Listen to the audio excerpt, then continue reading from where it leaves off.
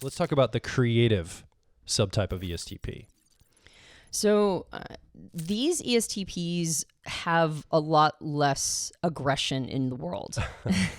They're a little bit more, the creative subtype tends to be more common amongst younger ESTPs. And I have a feeling that this is what a lot of people think of when they think of ESTPs, is the creative subtype. This is more of an active, charming, flexible, fun-loving, risk-seeking, sort of all over the place ESTP. Maybe this is more my James Bond character. Yeah, possibly. We're going to try to figure out James Bond, all right? That's the whole point of this podcast. Where does James Bond fit in his subtype? There's a love of adventure and bringing other people into the adventure. Yeah. So they don't have as many options in career, right? Because they're not as career-oriented. They are not as focused on goals. They're not as focused on scale.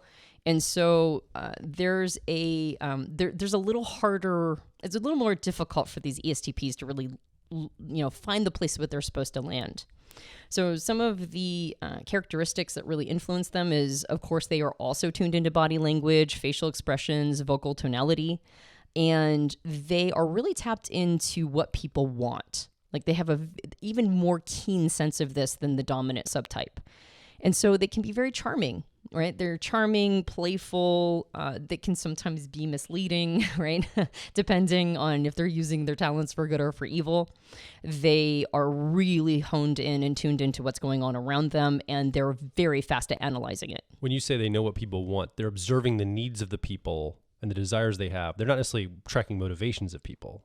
When you say they know what they want, right? Right. Well, they're reading tons of clues in body language of others. And Gotcha. So what they're more tuned into is, not their intentions and motivations, but their desires and how they're going to react to things. Almost like what they're attracted toward, like Yes. drawn toward. Mm-hmm. They're watching for that. Exactly. Right. Exactly. And so they can create really, especially if they're visual thinkers, really striking presentations. They can create things that are really beautiful, that are attractive to people because they're tuned into, like, oh, a person's going to like that. Oh, they're not going to like that, Yeah. right? And how they're going to respond to those things. So they have a real eye for beauty and style, right?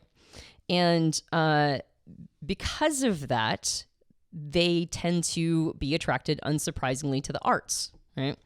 There's that ESTP desire to please others, right? To have something that's very pleasant. And they do that a lot through interaction. Right. So it's less like, oh, I made this thing, the world will respond to it how it wants to. They're very tuned into the feedback that they get from the world.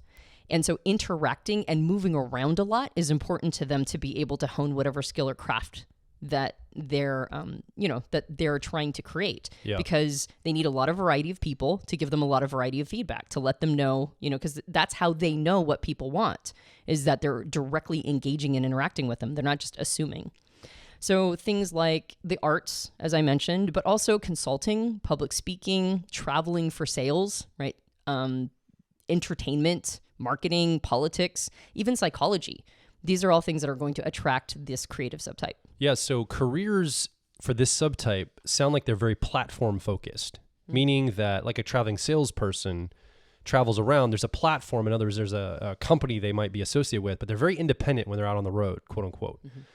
Somebody that's maybe a YouTube creator, the platform of YouTube enables them to be a creative artist. Or maybe there's a musician who gets on a stage, a literal platform, and performs for people. Probably less likely to go to a 9-to-5 job, this subtype. This subtype is probably going to be an independent contractor of sorts that works on top of another platform or ties themselves into a larger federated group of some sort. Yeah, actually, Dario has names for all of the subtypes. Yeah. And for this one, he calls it the social influencer. There you go. Yeah. And a part of that is because, again, this tends to be more common for younger ESTPs.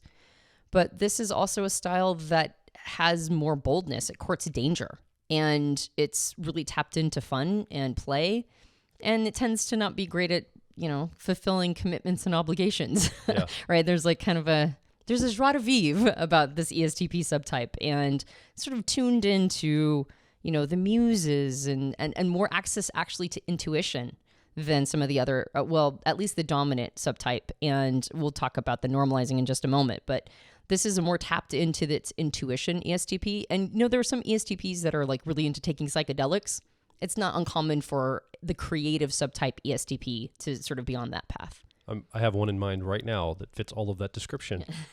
They even look like a rock star. Right. Okay, so we talked about the dominant, that's the creative, and the creative's association with neurotransmitters is dopamine. That's the draw for them. Right, exactly. And for the type geeks out there that want all the technical jargon, so the dominant function of extroverted sensing or sensation is going to have an analytic bent. So it's going to have a push out energy, the perceiving function will.